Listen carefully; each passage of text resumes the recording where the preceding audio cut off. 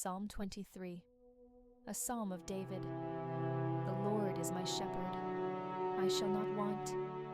He makes me lie down in green pastures. He leads me beside still waters. He restores my soul.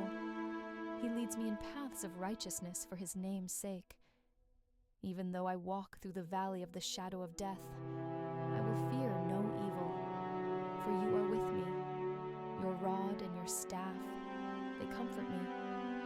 You prepare a table before me in the presence of my enemies. You anoint my head with oil. My cup overflows. Surely goodness and mercy shall follow me all the days of my life, and I shall dwell in the house of the Lord forever. Life today can feel overwhelming, rushing from one thing to the next, dealing with uncertainty, or searching for meaning in the chaos. In times like these, Psalm 23 speaks powerfully into our lives. It's one of the most well-known passages in the Bible, and its words continue to resonate because they remind us of God's constant care and presence, even in the hardest moments. The Lord is my shepherd, I shall not want. Psalm 23, verse 1. What does it mean to call God our shepherd? Think about what a shepherd does: guides, protects, and ensures the sheep have everything they need. In a world where people are searching for direction and provision, this verse tells us that we're not alone. God is the one who cares for us personally, like a shepherd with their flock. He provides for our needs, not always in the way we expect, but in ways that truly sustain us. He makes me lie down in green pastures. He leads me beside still waters. He restores my soul. Psalm 23, 2-3. In today's world, it's hard to rest. We're always on the go, caught up in work, social media, or the endless demands of life. But this verse is an invitation to pause. God doesn't just allow us to rest. He makes us rest, leading us to places of peace and restoration. Still waters symbolize calmness, a reminder that we don't have to strive endlessly. God restores us, filling the empty, exhausted parts of our souls.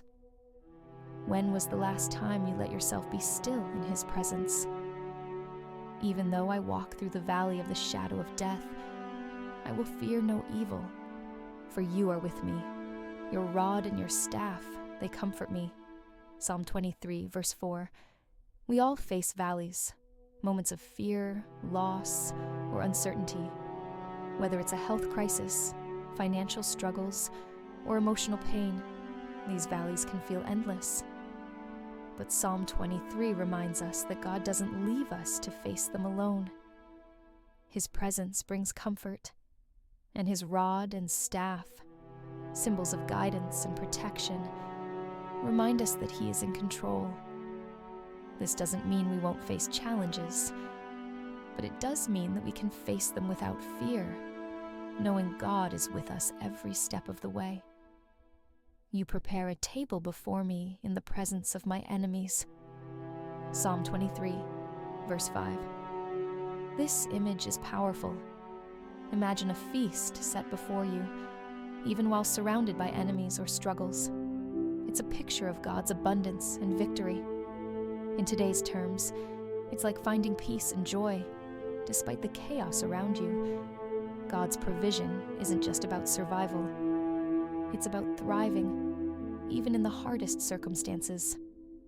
Surely goodness and mercy shall follow me all the days of my life, and I shall dwell in the house of the Lord forever. Psalm 23, verse 6. This closing promise is about God's faithfulness. His goodness and mercy aren't just fleeting moments. They follow us, chasing us, even through every season of life. And the promise of dwelling in God's house forever is an anchor for those searching for meaning and hope. Psalm 23 speaks to our deepest needs, for rest, provision, peace, and purpose. It tells us that God sees us, knows us, and loves us enough to walk with us through every moment of our lives.